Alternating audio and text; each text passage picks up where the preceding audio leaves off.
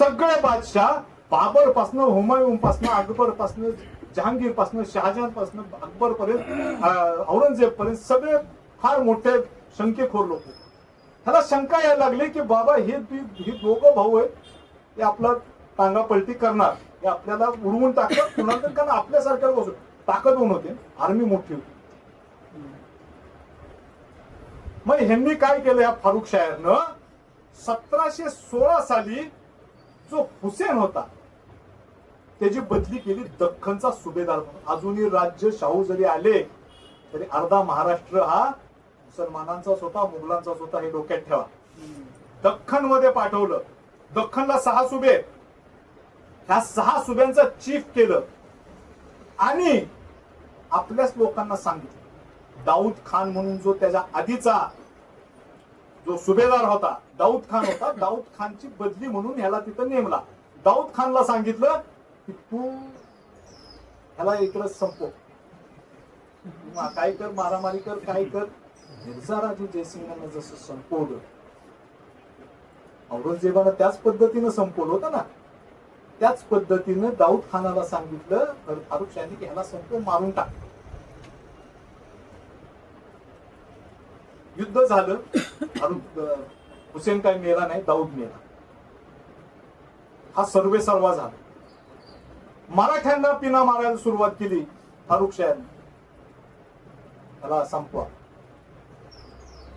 खंडेराव दाभाडेंनी एक फूल म्हणून, बघा शाहू भयंकर प्रचंड डोकेबाज माणूस, शाहूने खंडेरावांना एक सांगितलं, खंडेराव दाभाडेंना एक सॅम्पल आक्रमण करायचं, आपलं सॅम्पल काय दाखवा, आपण काय चीज आहे. खंडेराव दाभाडेंनी आक्रमण केलं हुसेनवर. हुसेनचा पराभव झाला आणि हुसेनला एक गोष्ट जाणवली की जे मराठी 1707 मध्ये होते ते मराठी आता 1715 मध्ये राहिले नाहीत, ते प्रचंड ताकदवान झाले. शाहूंनी एक एक माणसं अशी आपल्या बाजूला घेतली की हे क्षणार्धात आपल्याला नेस्त नाबूद करतील. काय करतील? नेस्त नाबूद करतील. आता हा जो हुसेन आहे ह्याच्यावर लक्ष ठेवायला शंकराजी मल्हार म्हणून एक माणूस फारुख शाहनं स्पेशल त्यावर कायम सावलीसारखा ठेवला की हा काय करतो, काय करत नाही. आणि Shankaraji Malhar he was a favourable person of Shahu Maharaj. मराठ्यांकडे त्यावेळेस चौथ गोळा करायचा अधिकार नव्हता, सरदेशमुखी नव्हती, शिवाजी महाराजांच्या स्वराज्याच्या सनदा देखील नव्हत्या. आणि हुसेन हसनला जाणीव झाली की माझं स्थान, माझं जीव फारुख शाहकडनं धोक्यात. त्यांनी काय केलं, शंकराजी मल्हार आहे त्याला शाहूंच्या लोकांकडे पाठवलं, त्यातल्या त्यात खंडेराव दाभाडेंकडे पाठवलं आणि बाळाजी विश्वनाथांकडे पाठवलं की वी वॉन्ट अ ट्रीटी, आम्हाला तह करायचं. तह शाहूंना करायची काय गरज आहे, शाहूंच्या काय ना अटी ना शर्ती ना, तू शाहूंवर आक्रमण केलं ना शाहूंनी तुझ्यावर आक्रमण, तह कशाचा करायचा, मला अभय कर. कुठल्या अटीन शर्ती, ठीक आहे तुला आम्ही अभय देतो, गिव्हन टेक आहे ना, तुला आम्ही अभय दिलं, तू आम्हाला काय देतोस, पुढे बोल. मग एक कराराचा तहनामा ठरला. ही गोष्ट सांगितलं खूप लेंदी आहे, ती काही 1-2 महिन्यात 3 महिन्यात घडली नाही, 1716 सालापासून सुरू झालेला हा प्रवास आहे. तर हा काय की एक आमच्या स्वराज्याचा सनदा आम्हाला द्या, 2 आम्हाला सरदेशमुखी द्या, 3 मोगल प्रांत जे आहेत 6 दख्खन 6 सुब्यांचा आहे ना, ह्या 6 सुब्यांमध्ये आम्हाला चौथाईचा अधिकार. चौथाई म्हणजे काय, आम्ही टॅक्स कलेक्ट करणार, 4th पार्ट आम्ही आमच्याकडे ठेवणार, 1/3 तुम्हाला देणार, हा अधिकार आम्हाला पाहिजे. सगळ्यात चौथा आमच्या मातोश्री आमच्या ताब्यात. 4 कलमी तळ आहे. हुसेनला लास्ट मध्ये सह्या केल्या, डन. शाहू महाराज तुला कोण विचारतो, तुझ्या बादशाच्या सह्या पाहिजे त्यात आम्हाला. जेव्हा औरंगजेबाच्या मिर्झाराजे जयसिंग आणि शिवाजी महाराजांचा तह पुरंदरचा झाला त्यावेळेस त्याची फायनल मान्यता हे औरंगजेबाकडनं आलेली आहे. तो जो तह आहे त्याच्यावर औरंगजेबाच्या पन्न्याचा जो पंजा आहे त्याचा एक ठप्पा आहे. तो तुम्हाला बिकानेरच्या आर्किओलॉजिकल सर्व्हे ऑफ इंडियाच्या ऑफिसमध्ये बघायला मिळतो. माझ्याकडे तिचं पुस्तक आहे. फायनल मान्यता बादशाची पाहिजे ना. तुला काय, तो मी मिळवून देतो, तू कशी मिळवून देतो. मला चला आपण जाऊ, मी तुमची 4 माणसं घेतो, जाऊया म्हणणं. मला तसं जायचं नाही. आमची 4 माणसं म्हणजे आमच्या 4 माणसांना काय केलंच म्हणजे काय व्हायचं. बघा, शाहू महाराजांनी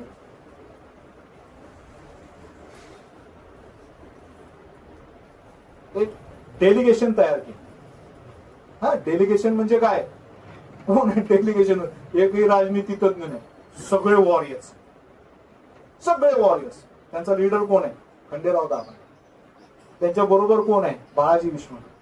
त्यांच्या बरोबर कोण आहे? परसोजी भोसले. त्याच्या बरोबर कोण आहे? संताजी महाराज. त्यांच्या बरोबर कोण आहे? पवार आहे. जे टॉप ग्रेडचे सगळे आहेत ना, सगळे त्यात पाठवले. हे दिल्लीच्या बाहेर गेले. 1719 सालची गोष्ट आहे, जानेवारी. हे सगळे दिल्लीच्या आउटस्कर्ट्स मध्ये थांबले. आणि हसन हुसेन ब्रदर्स, मराठ्यांचं काही डेलिगेशन चांगले जे राजनीती तज्ञ आहेत, शंकराजी मल्हार असेल, तो बेसिकली तो मुघलांचाच होता, पण तो त्यांच्या बरोबर आहे. बाळाजी विश्वनाथ. बादशाच्या दरबारात त्यांना पहिले 2 दिवस उभंच केले गेले नाही मराठ्यांना. फारुखशाह फार अंडर एस्टिमेट झाला होता की हे काय करू शकत नाही. त्याला बातमी जशी लागली की मराठी 20,000 सैन्य घेऊन दिल्लीच्या वेशीवर उभे आहेत, तेव्हा त्यानं ते ठीक आहे चला काय म्हणताय म्हणजे बाबा अशा अशा मागण्या मराठ्यांनी केल्या, तर मी माझ्या बेसिक पत्रावर बेसिक पातळीवर मी हा करार केलेला आहे. फारुखशाहचं मस्त खाल्लं. कुणावर? हसन हुसेनवर. तू असा मूर्खपणाचा तह कसा करू शकतोस? मी आता आला मान्यता देत नाही. शाहू कोण मी त्याला ओळखत नाही. शाहू महाराजांना अत्यंत अर्वाच्य भाषेत त्याने पूर्ण दरबारामध्ये शिवीगाळ करत त्यांच्यासाठी भाषा वापरली. हे बघा, ते प्लॅनिंग आहे. मराठीत 3 वर्ष लागले शाहूंना त्यांच्या दप्तरात, त्याच्या दरबारात पोचायला, त्यांच्या मागण्या घेऊन योग्य पद्धतीनं आणि योग्य रीतीनं. हसन हुसेनला बॅकिंग कोणाच आहे? मराठाच आहे. ते ताट आहे. सगळं प्लॅनिंग इथं साताऱ्यात ठरलेलं आहे. मीटिंग झालेली आहे. कोणत्या क्षणी तुम्ही काय करायचंय, कुठलं पाऊल उचलायचंय, कोणत्या क्षणी तुम्हाला काय घडवून आणायचंय, सगळं इथं व्यवस्थित कोल्ड माइंड, कोल्ड ब्लडेड न केलं. पहिली मीटिंग झाली, पहिली मीटिंग फेल झाली. 4 दिवसांनी दुसरी मीटिंग झाली, दुसरी मीटिंग फेल झाली. तिसरी मीटिंग मध्ये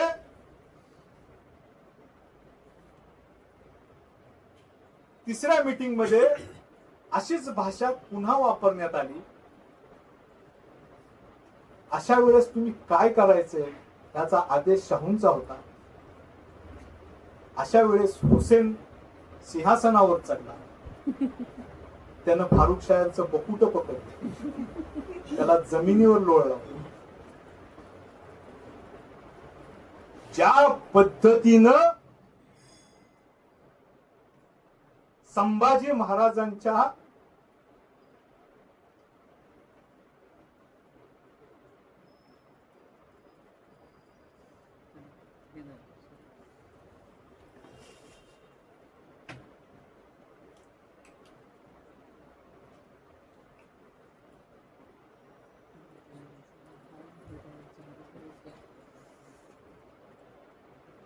ज्या पद्धतीनं संभाजी महाराजांच्या डोळ्यात तलवारी खोपटल्या गेल्या होत्या, त्याच पद्धतीनं दिल्लीच्या बादशाच्या डोळ्यात शाहू महाराजांनी तलवारी खुपसल्या आणि त्याच्या नंदीचा बोट घेतला. संभाजी महाराजांची हत्या औरंगजेबानं घडवून आणली. औरंगजेबाच्या विचारांची, औरंगजेबाच्या वारसांची आणि औरंगजेबाच्या राजवटीची हत्या शाहू महाराजांनी सातारा म्हणजे दिल्लीपासून 1200 किलोमीटरवर दूर उभं राहून करून. हा संभाजी राजांचा हत्येचा बंद. हा आपल्याला कोणी आजपर्यंत सांगितलं नाही. मी सांगतो, तुम्हाला पुरावे पाहिजे असेल, मी आता जाताना जरा गडबडीत असेल, माझा फोन नंबर घ्या, मी तुम्हाला पुरावे सांगतो. बादशाह मारला शाहू महाराजांनी साताऱ्यात बसून. कुठे महाराज त्यावेळेस अजिंक्य ताऱ्यावर आहे. हे सगळं राजकारण चाललंय कुठलाही मोबाईल नाही, कुठलाही तार यंत्रणा नाही, काही नाही, मेसेज नाही, SMS नाही, काही नाही. All plan was finalised here. तुम्हाला सांगतो ना की शिवाजी महाराजांच्या अंगात एक गुण होता, त्यांच्या वडिलांनी शिकवलेला आहे. शिवभारत पुराणामध्ये तो लिहिलेला आहे की शिवाजी महाराजांना इंगित कला येत होती. इंगित कला म्हणजे काय, तर समोरचा माणूस काय हालचाली करतो, त्याच्या बुबळांच्या हालचाली काय, त्याचे हातवारी कसे करतो, त्याचे एकंदर त्याच्या शारीरिक हावभाव काय आहेत, ह्याच्यावरनं त्या माणसाच्या डोक्यात मेंदूत काय चाललंय ह्याला ओळखणं म्हणजेच इंगित कला. ही इंगित कला शहाजीराजांना माहित होती. ही इंगित कला त्यांनी शिवाजी महाराजांना शिकवली. शिवाजी महाराजांनी आपल्या पुत्राला शिकवली. संभाजी महाराजांनी आपल्याला पुत्राला शिकवली का नाही माहित नाही, परंतु ती त्यांच्यात अंगभूत आली होती असं मला कधी वाटतं. विनाश घडवून आणला. 7 महिने आई साहेबांना सोडवलं. बाळाजी विश्वनाथ, खंडेराव दाभाडे 7 महिने दिल्लीत होते. 7 महिन्यामध्ये 2 वेळा परत त्यांनी मराठ्यांनी तिथला बादशाह बदलला. दोन्हीना मारून टाक. हा नाही मानासारखा मारून टाक, दुसरा बसवला हा नाही मानासारखा मारून टाक. नंतर बसवला तो मोहम्मद शहा. त्याने राज्य केलं 1700. तो शाहू महाराजांच्याच 1749 तो सुद्धा वारला. पण तो मराठ्यांचा अंकित होता. तो मराठ्यांचा ऐकायचा, मराठ्यांच्या पुढे जायचाच नाही. त्यामुळे मराठ्यांना जास्त लक्ष द्यायची गरज पडली. त्या बाजू शाहू महाराजांवर आणखी एक आक्षेप घेतला जातो. आता कदाचित तुमच्या मनात काही गैरसमज असतील की शाहू महाराजांनी आपल्या वडिलांच्या हत्येचा बदला घेतला नाही, तर परत एकदा ठामपणे सांगतो, शाहू महाराजांनी आपल्या वडिलांच्या हत्येचा बदला दख्खन मध्ये नाही तर मोगलांच्या राजधानीत जाऊन घेतला. इथं नाही घेतला, मोगलांच्या राजधानीत जाऊन त्याच्याच वंशजाला, त्याच्याच दरबारात शाहू महाराजांनी डोळ्यात तलवारी खुपसून मारली. आणखी एक आक्षेप होतो की मग शाहू महाराजांना दिल्ली जिंकण्यासारखी होती तर मग दिल्ली गाण्याची, मग मराठी दिल्लीत काय. तुम्हाला माहिती आहे का दिल्ली हे कोणाचं राज्यस्थान आहे? शिवाजी महाराजांना सुद्धा दिल्ली अपेक्षित नव्हती, शहाजीराजांना सुद्धा नव्हती. शहाजीराजांचं राज्य होतं जे त्यांच्या डोक्यात होतं ते नर्मदेपासून होतं ते तुमच्या कन्याकुमारी पर्यंत. शहाजीराजांची संकल्पना आहे ती नर्मदा ते कन्याकुमारी. शिवाजी महाराजांच्या डोक्यात कधी नव्हतं. राजाराम महाराजांच्या डोक्यात दिल्ली जिंकायची राजाराम महाराजांच्या. हे बघा, औरंगजेब मेला आणि दिल्लीचं महत्व खराब झालं. कुणी विचारत नव्हतं. दिल्ली दगडाची झाली. पण वाचलं असेल कदाचित कादंबरी पानिपत. सदाशिवराव भाऊ धक्का मारतात काय तिथनं त्या सिंहासनात दगडाशिवाय दुसरं काही नाही. दिल्लीला महत्व, परंतु संपूर्ण भारताचं सत्ता केंद्र, हा सत्ता केंद्राचा बिंदू शाहू महाराजांनी साताऱ्याला करून ठेवलं. म्हणजे संपूर्ण भारताची राजधानी, जे काही निर्णय घ्यायचे भारताच्या राजकारणा संदर्भातले हे सगळे साताऱ्यात घेतले जात होते. मग काही अडचण आली, राजपूत येत होते, तुमचा एक सरदार येतोय, आमच्याकडनं पैसे वसूल करतोय, चौथ घेतोय, आमच्याकडनं खंडणी घेतोय, आमची माणसं घेतोय. ठीक आहे, ओके, समजून सांगतो, तुम्ही जा.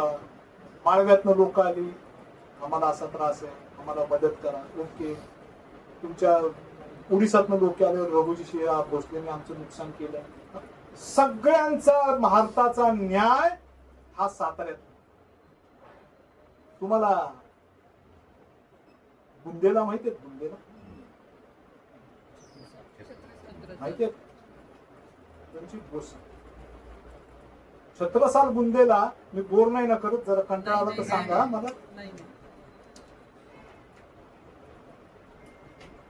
छत्रसाल बुंदेला हा शाहिस्तेखाना बरोबर आला. सॉरी, मिर्झा राजे जयसिंगांबरोबर आला होता. बेसिकली तो तिथला मध्य प्रदेशच्या पन्ना म्हणून एक आहे, तिथला तो संस्थानिक होता. त्याचे वडील जे होते ते संस्थानिक होते. औरंगजेबाला असे त्याने औरंगजेबाने असली छोटी मोठी राज्य अशी चिंतासारखी चिरडून टाकली. पराक्रमी होता छत्रसाल, खूप पराक्रमी. आणि त्याचा एक संस्थान संपून टाकला औरंगजेबाने, सगळं अनेक्स करून टाकलं. त्याला आपल्यात आता म्हणलं काय करायचं, चला तुमच्या सैन्यात भरती होतो. औरंगजेबाच्या सैन्यात भरती झाला, शिवाजी महाराजांवर चालून आला. शिवाजी महाराजांवर चालून आला, कोण म्हणतो ते रायगडावर भेटले, त्याचा काही पुरावा काही नाही. तो गेला इथून आणि तो पुन्हा द्वेषानं लागला मुघलांशी, स्वतःचं राज्य परत निर्माण. हे कधी उलगडतं तर त्यानं 1731 मध्ये, खूप त्याला दीर्घायू होता, त्याने एक पत्र आपल्या मुलांना लिहिलं.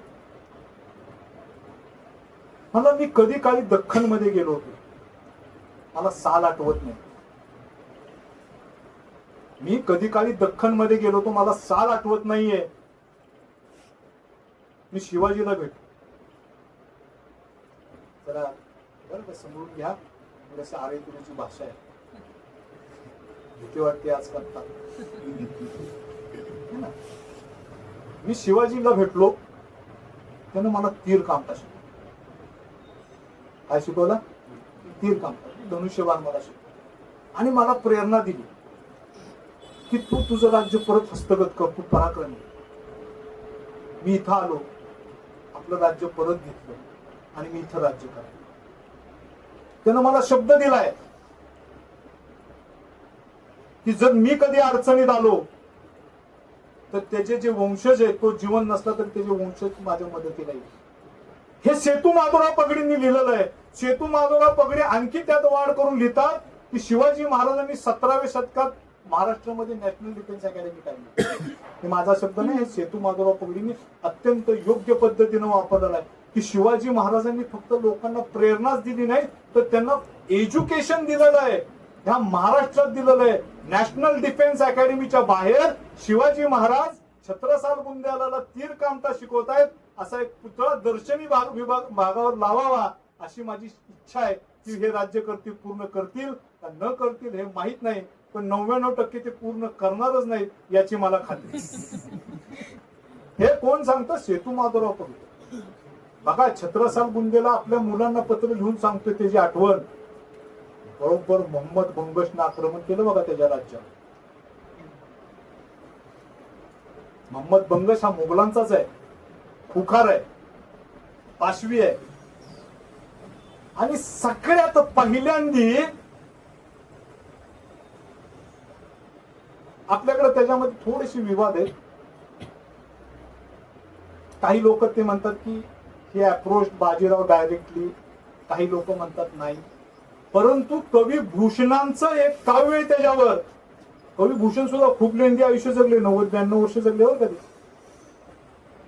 ते म्हणतात की हे जे लेटर आहे, मदतीची याचना करणारं पत्र, हे मी आज घेऊन आलोय ह्या दरबारात.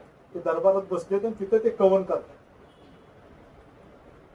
मोहम्मद बंगशच्या आक्रमणाच्या विरुद्ध बाजीराव पेशवा, बाजीराव पंतप्रधान आणि पिलाजीराव जाधवराव यांची नेमणूक शाहू महाराजांनी केली की तुम्ही सगळ्यात पहिल्यांदा ह्या लोकांचा, दोघांचा, यांचा बचाव करा, छत्रसाल बुंदेलांच्या राज्याचा. आणि पिलाजीराव जाधवराव आणि बाजीराव पेशवे यांनी खूप मोठा लढा दिला, बंगशचा पराभव केला, छत्रसाल बुंदेलांचं राज्य वाचवलं. आणि छत्रसाल बुंदेलांनी या बदल्यात दोघांनाही खूप मोठी बक्षिस त्या विभागातल्या जमिनी इनाम वगैरे दिली.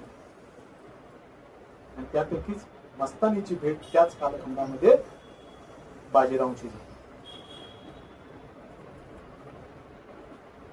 अशा अनेक घटना शाहू महाराजांच्या आयुष्यामध्ये घडलेल्या आहेत की त्यातून ते लार्जर देन लाईफ होते हे मला सिद्ध करता येईल. परंतु त्यांची महानता आपली लोक स्वीकारत नाहीत, याचं वाईट वाटतं. बाजीराव पंतप्रधान आणि शाहू महाराज यांचं नातं जर तुम्हाला समजून घ्यायचं असेल तर ह्या दोघांच्यातला पत्रव्यवहार तुम्ही समजून घेतला. अफलातून पत्रव्यवहार आहे.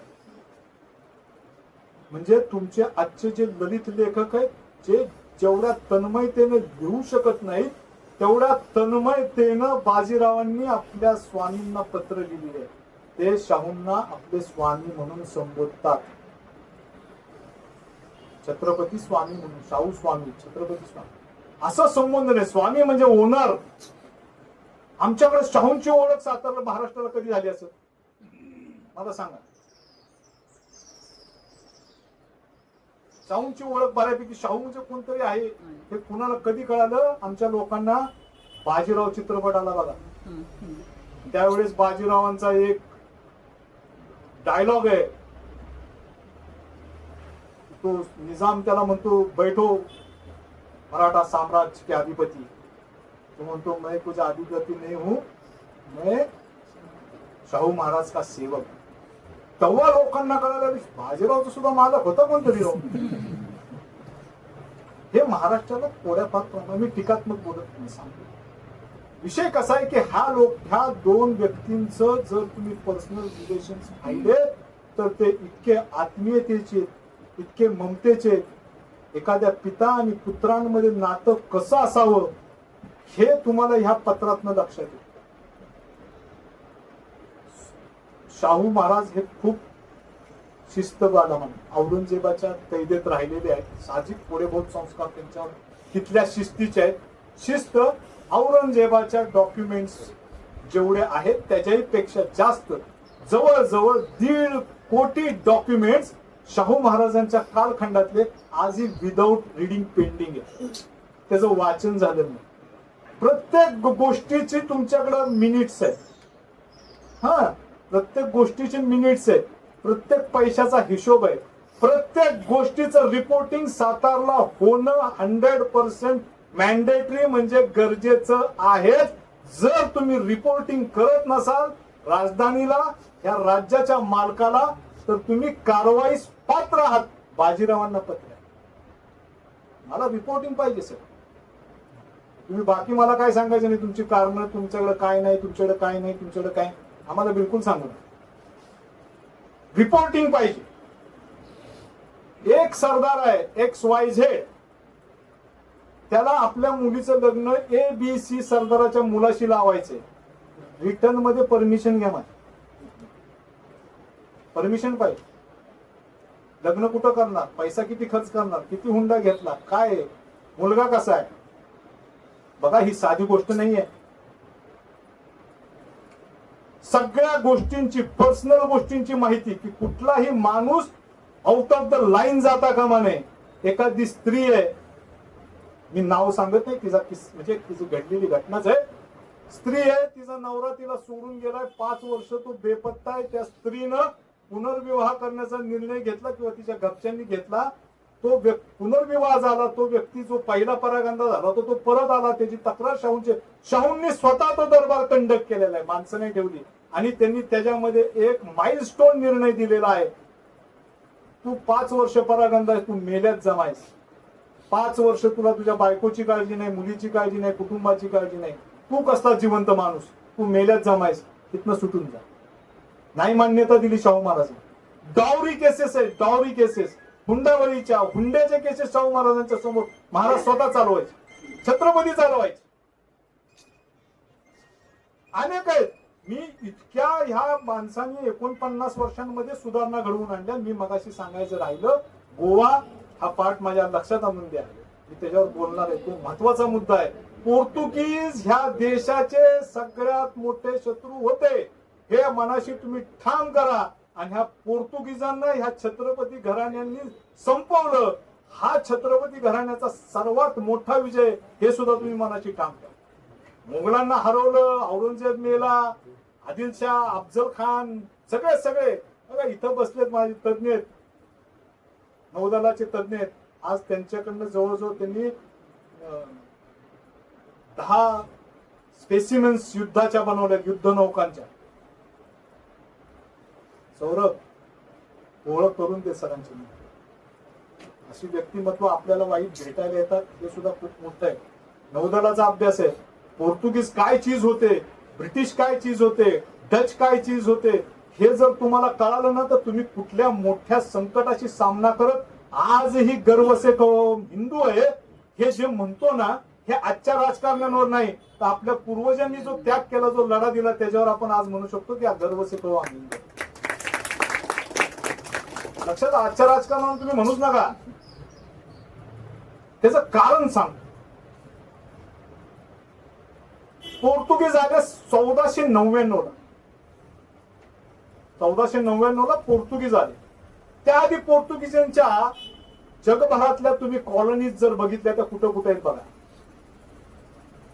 उराग्वे म्हणून एक साऊथ अमेरिकन कंट्री आहे, उराग्वे. ब्राझील,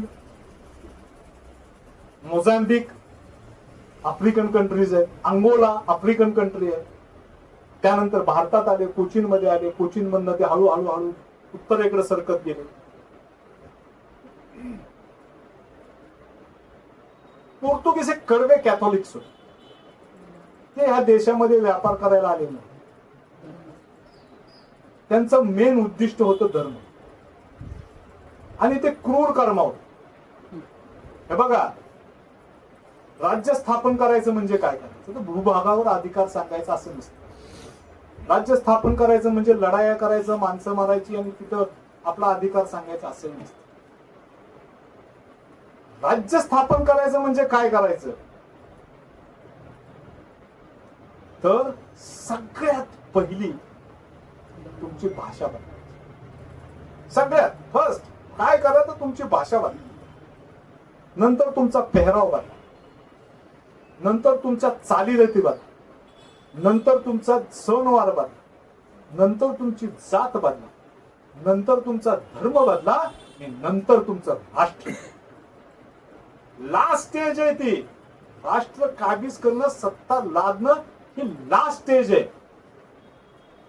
पोर्तुगीज, स्पॅनिश, ब्रिटिश, डच जगाच्या पाठीवर जिथं जिथं गेलेले आहेत तिथं तिथं त्यांनी कायमस्वरूपी इम्प्रिंट्स निर्माण केलेले. कायमस्वरूपी ठसा आहे.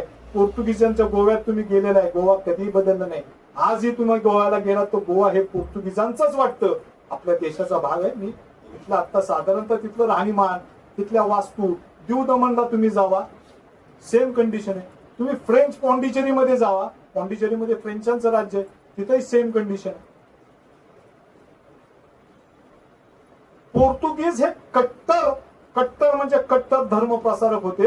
जेव्हा त्यांनी भारतामध्ये धर्म प्रसाराचं काम ह्या सगळ्या कोस्टल एरिया जो आहे कोचीन पासनचा इथनं सुरू केला, अक्षरशः लोकांना पायाला धोंडे बांधायचे, त्यांना समुद्रात फेकायचं आणि घरच्यांना धमक्या द्यायच्या, तुम्ही धर्म स्वीकारताय का नाही, नाहीतर ह्याचा धोंडा आम्ही काढून ह्याला बुडवून टाक. म्हणजे ही एक छोटी गोष्ट. अन्वित अत्याचार पोर्तुगीजांनी ह्या कोस्टल एरियावर केले. आपण बिचारे काय हो, आपण निशस्त्र लोक, आपण Hindus. We never fought the war in the night. आपल्या हिंदू धर्मशास्त्राप्रमाणे सूर्यास्त झाल्यानंतर युद्ध करायची नसतात. महाभारतामध्ये माहिती ना, श्रीकृष्णाने सूर्य झाकला होता ना, लवकर सूर्यास्त व्हावा म्हणून. आपल्याकडे धर्मात नाहीये ते सूर्यास्तानंतर तुमचे युद्ध करायचं. आपल्याला लंच टाइम होते आपल्या युद्धामध्ये, माहितीये तुम्हाला, लंच टाइम असायचं. मध्यान्हीचा काळ आहे, युद्ध थांबवा, लंच टाइम करायचा. आता नाही येत. ऑपरेशन सिंदूर रात्रीच झाले. ह्या सगळ्या गोष्टींना तिलांजली शिवाजी महाराजांनी द्यायला सुरुवात केली. व्यवहारी माणूस, प्रोफेशनल वॉरियर. कुठल्या वेळेस काय करायचं हे मी ठरवणार. युद्ध कधी करायचं मी ठरवणार. युद्धाची जागा कुठली मी ठरवणार. माझा लीडर कोण असणार मी ठरवणार. माझा शत्रू कोण असणार मी ठरवणार. शत्रूचा सेनापती कोण असणार मी ठरवणार. ही शिवाजी महाराजांनी प्रोफेशनलिझम जे इंडियन वॉरशिप मध्ये आणलं ना, ही शिवाजी महाराज. ते हे पोर्तुगीज जे होते यांनी गोवा घेतला. गोवा घेतल्यानंतर सगळ्यात पहिल्यांदा त्यांनी गोव्यामध्ये काय केलं तर सगळी हिंदू धर्मांची मंदिरं पाडायला सुरुवात केली. सगळ्यात पहिलं मंदिर पाडलं सप्तकोटेश्वराचं. कधी गेलाय तुम्ही सप्तकोटेश्वर आवर्जून बघायला? गोव्याला फक्त बीचेस नाही, खूप छान मंदिरं सुद्धा आहेत.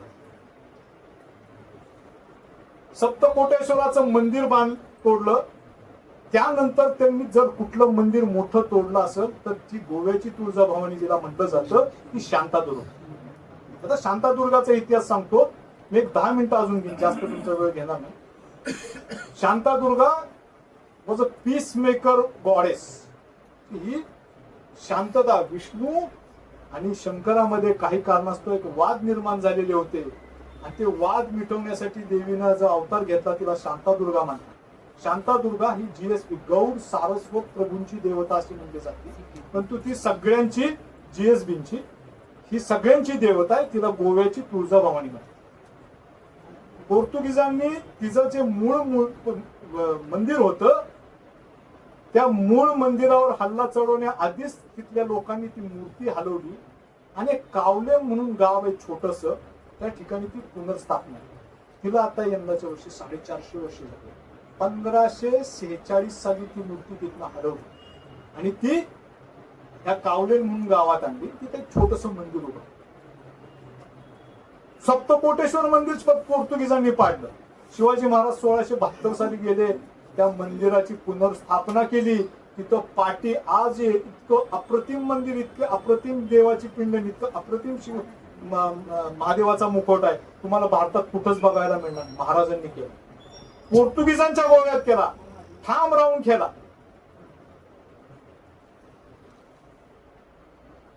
आता राहिली वेळ कुणाची? दोन आहेत ना, हे सिद्धवंत देव आहेत.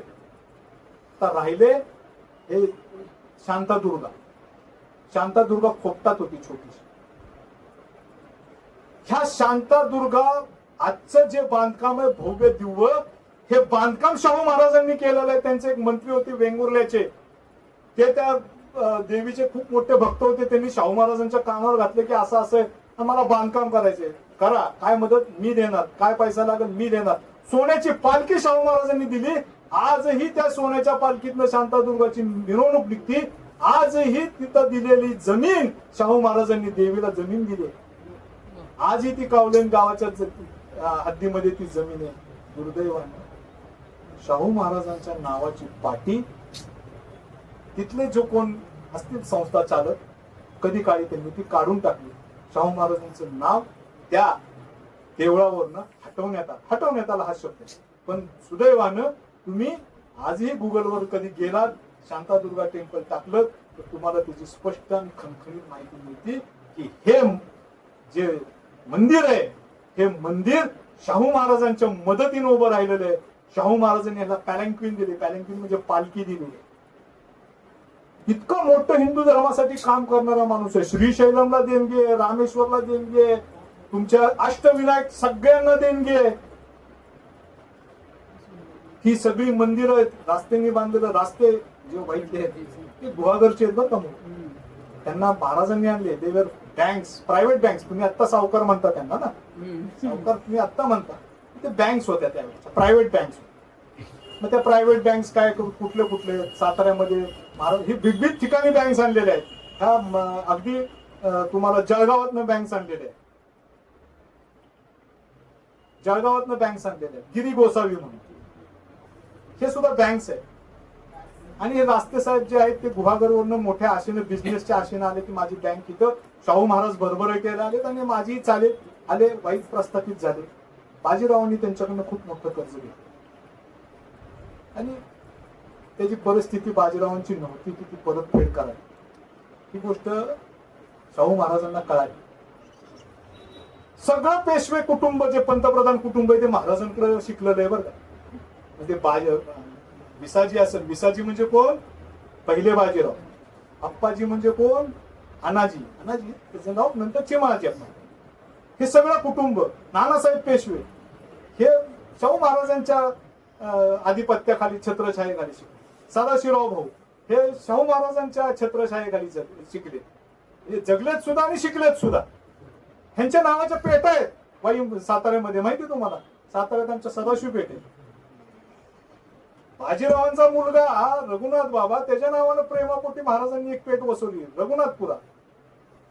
ज्या व्यक्तीनं संभाजी महाराजांचं रक्षण केलं, शाहू महाराजांचं रक्षण केलं, त्या व्यक्तीच्या नावाची पेठ केसरकर पेठ आमच्या साताऱ्यात. जो व्यक्ती पहिल्यांदा येऊन भेटला आणि त्याच्यामुळे शाहू महाराजांच्या आर्मीला भरभराट आली, चिमणाजी दामोदर, आमच्याकडे चिमणपुरा. सातारा शहर मी सांगितलं ना, जे वसवलं ना, त्या सगळ्या पेटा प्लॅन करून तिथं मला पाहिजे त्या माणसाची. शाहू महाराजांनी हे जे गोव्याचं प्रकरण केलं, त्या गोव्याच्या प्रकरणामुळं आणखी एक झालं की नानासाहेब पेशवे किंवा चिमाजी अप्पा यांनी जे सालसेटवर आणि वसईवर आक्रमण केलं 1739 साली, त्यामुळं पोर्तुगीजांचा जवळजवळ भारतातनं नायनाट झाला. पोर्तुगीज हे फक्त गोव्यापुरते मर्यादित राहिले. अन्यथा जर शाहूंनी महाराजांनी, संभाजीराजांनी, शिवाजी महाराजांनी जर पोर्तुगीजांना अटकाव घातला नसता तर कदाचित जे कवी भूषणांचं एक वाक्य होतं ना, अगर शिवाजी न होते तो सुद्धा होती सबकी, तसंच म्हणणं आहे की अगर शाहू न होते तो सबके गले में क्रॉस होता. हे नंतरच्या कालखंडात. शेवटचा एक एपिसोड सांगतो आणि थांबतो. सगळ्यांना नादिरशाह माहित असेल. नादिरशाह माहिती आपल्याला. अब्दाली माहितीये आणि पद्मा अब्दाली. नादिरशाह हा अब्दालीचा गुरु आहे. कोण आहे? अब्दालीचा गुरु आहे. हा नादिरशाह जे काही जिहादी वृत्तीचे आपल्याकडे काही त्या काही लोक होते की त्यांना शाहूंचं राज्य, उत्तरेमधले जे मुसलमान होते छोटे छोटे संस्थानिक, त्यांना शाहूंचं राज्य डोक्यात जात आणि शाहूंचाच पपेट नाही का दिल्लीवर आहे मोहम्मद आझम, जो शाहूंनीच बसवलेला आहे, त्याच्याकडे मदत मागून उपयोग नाही. जर शाहूंना आवर्तन नाही घेतलं तर कदाचित आपल्या पूर्वजांनी, आपल्या मुसलमानी शासकांनी जे एवढं 500, 550, 700, 8व्या शतकापासून जवळजवळ 900 वर्ष कष्ट घेतले ते सगळे पाण्यात जाणार आणि आपण ह्या देशातनं संपून जाणार ह्या भीतीनं ह्या जिहादी प्रवृत्तीच्या, जिहाद हा शब्द बंद लागू झालाय, ह्या जिहादी प्रवृत्तीच्या लोकांनी नादिरशाहला, इराणचा बादशाह, त्याला आमंत्रित केलं की तुम्ही या ह्या शाहूंचा नायनाट करा आणि इथं पुनश्च एकदा आपलं राज्य स्थापन करण्यासाठी मदत करा की जे पॉवरफुल राज्य असेल, जे औरंगजेबाच्या काळात होतं, अकबराच्या काळात तो आला. औरंगजेब आल्या, नादिरशाह आला. नादिरशाहनं दिल्ली जिंकली. त्यानं मोहम्मद शहाला कैदेत टाकलं. इतिहासातली सर्वात मोठी मानवी कत्तल त्यांनी ह्या दिल्ली आणि दिल्लीच्या आजूबाजूला केली. मीन टाइम जे काही सगळं घडामोडी उत्तरेत होत होत्या त्याच्या शाहूंकडे बातमी येत होत्या, बाजीराव पंतप्रधानांकडे त्याच्या बातम्या येत होत्या. आता कारवाई होणं गरजेचं आहे याची जाणीव शाहूंना झाली. शाहू महाराजांनी बाजीरावांना आदेश दिले तुम्ही दिल्लीकडे प्रस्थान करायची तयारी ठेवा. मीन टाइम तो नादिरशाह आहे, तो सुद्धा दक्षिणी द्यायची तयारी करू लागला. तर त्याच्या डोक्यात लोकांनी नाही का पुढच्याची काय ताकद आहे, काय क्षमता आहे, काय न ओळखता त्याला काड्या घाला तुम्ही करा, एकदम काय त्याला काय शौदा समजून टाकू आपण, फलाना करू त्या असल्या काहीतरी गोष्टी सांगून त्याला फुलवला. तो सुद्धा दक्षिणी द्यायच्या तयारीला सुरुवात केली की दक्षिणी देऊन शाहूंवर शेवटचा वार टाकायचा आणि ऑल हिंदुस्थानी जावरच असं म्हणायचं. मीन टाइम बाजीराव पंतप्रधान इथून निघण्याआधी शाहूंनी शिवाजी महाराजांची जी अफवा पसरवण्याची स्टाईल आहे तीच अफवा उत्तरेत पसरायला सुरुवात केली की बाजीराव दक्षिणेतनं 50,000चं सैन्य घेऊन निघत आहे आणि त्याचं नेतृत्व स्वतः हिंदपती छत्रपती थोरले शाहू महाराज करत आहे आणि कोणत्याही वेळी कोणत्याही क्षणी ते उत्तरेत येऊन पोचू शकतात.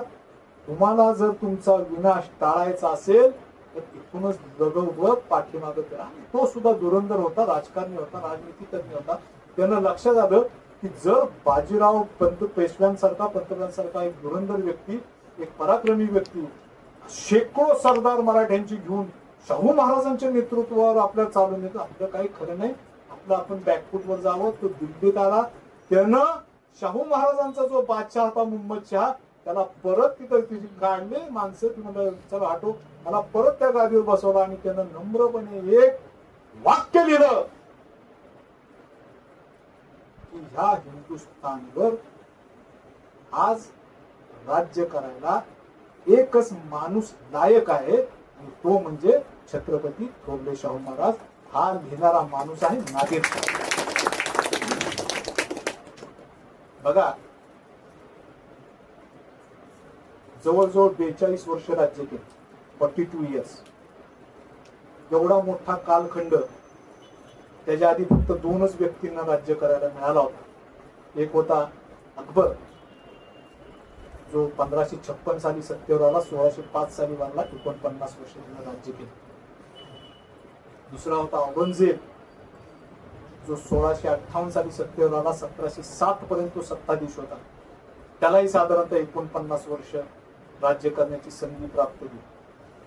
दुसरे त्याच्यानंतरचे जे सगळ्यात मोठा कार्यकाळ ज्यांना मिळाला होता ते शाहू महाराज, 42. परंतु ह्या दोघांच्या तर डिफरन्स नाही. 49 अधिक 49 98 वर्ष. 98 वर्षांमध्ये औरंगजेबानं असेल किंवा अकबरानं असेल, ह्या दोघांना मिळून जेवढे शौर्यवान, धैर्यवान, पराक्रमी सरदार निर्माण करता आले नाहीत ना, त्याच्याही पेक्षा जास्त, एव्हाना मी सांगीन त्यांच्याही पेक्षा दुप्पट सरदार जे पराक्रमी होते, धैर्यवान होते, शौर्यवान होते, त्यांच्याही पेक्षा दुप्पट मराठा सरदार शाहू महाराजांनी अवघ्या 42 वर्षात तयार करून टाकले. शेवटचं वाक्य सांगतो बघा. येसुबाई साहेबांनी 1703 साली शाहू महाराजांचं धर्मांतरण रोखलं नसतं तर कदाचित शाहू महाराज आपल्या म्हणजे आपले छत्रपती नसते. शाहू महाराज छत्रपती नसते तर पेशवे नसते, दाभाडे नसते, जाधवराव नसते, आणि कदाचित ज्या गोष्टींचा आज आपण अभिमान बाळगतो ते मराठा साम्राज्य देखील नसते. ह्या सगळ्यांचं श्रेय जर तुम्हाला कोणाला द्यायचं असेल, प्रामाणिकपणे मी छातीवर हात ठेवून सांगतो, तर हे श्रेय तुम्ही त्या महान स्त्रीला द्यायला पाहिजे की जिनं 1689 साली आपल्या स्त्री धर्मातला सगळ्यात मोठा त्याग करून आपल्या धीराला राज्य दिलं. स्वतः 28 वर्ष मोगलांच्या कैदेत राहिली आणि हे मराठा साम्राज्य टिकवलं, तगवलं, आणि पुढे जाऊन तिच्याच कृपा आशीर्वादानं ते वाढलं आणि कुठपर्यंत जाऊन पोहोचलं,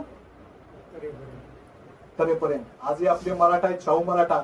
माहित नसल, अजूनही पाकिस्तान मधला बुक्ती म्हणून एक जमात आहे, बलोच मध्ये राहती, ती स्वतःला गर्वानं शाहू मराठा म्हणून घेती. पाकिस्तानातली लोक जर शाहूंना मान्यता देत असू तर आपण इथं त्यांना मान्यता जर देत नसू तर आपल्या इतके कुपमुंडक लोक आपणच, असं मग मी म्हणेन. आणि थांबेन. आपण इतक्या आत्मीयतेने शाहू महाराजांचे हे चरित्र माझ्याकडनं जे काही कमी जास्त भाषेत ऐकून घेतलं त्याबद्दल मी आपला सर्वांचे धन्यवाद मानतो. बेसिकली हिस्ट्री टॉक ते सौरभ असेल, त्यांनी जी काही आज मला आमंत्रण देऊन इथं मी खरं आता बोलणं शाहू महाराजांना थांबवलंय. थोडा मला स्पॉन्डिलिसिसचा त्रास आहे त्यामुळे उभं राहता येत नाही. मी स्पष्ट सांगितलं होतं जरा हे फक्त आधाराला डायस मला पाहिजे बोलताना. मी आज खूप वर्षांनी मी शाहू महाराज या विषयांवर बोललो. आपण इतक्या मोठ्या संख्येनं आलात, इतक्या शांतपणे आणि तन्मयतेनं ऐकून घेतलं. माझं बोलणं कारणी लागलं, माझं येणं कारणी लागलं असं मी समजेन. मी जो काही इतिहास सांगितलाय तो तुम्ही पडताळून पहा. कधी कधी कुठल्या इतिहासाच्या गोष्टी सांगितल्या, शाहू महाराजांच्या गोष्टी निघाल्या, तर आपण आपल्या मित्रांना, आपल्या परिवाराला, आपल्या आप्तजनांना नक्की सांगा. शाहू महाराजांचा इतिहास हा लोकांना कळणं गरजेचं आहे. इतका महान राजा जो हिंदुस्थानवर 42 वर्ष राज्य करून गेला, परंतु त्याची एखादी छोटीशी दंतकथा देखील आपल्याला ठाऊक नसावी. म्हणून सांगेन की ह्या सगळ्या कथा मी सांगितलेल्या आपण आपल्या लोकांपर्यंत पोहोचवा. एवढंच बोलीन. जय हिंद, जय महाराष्ट्र, जय शिवराय.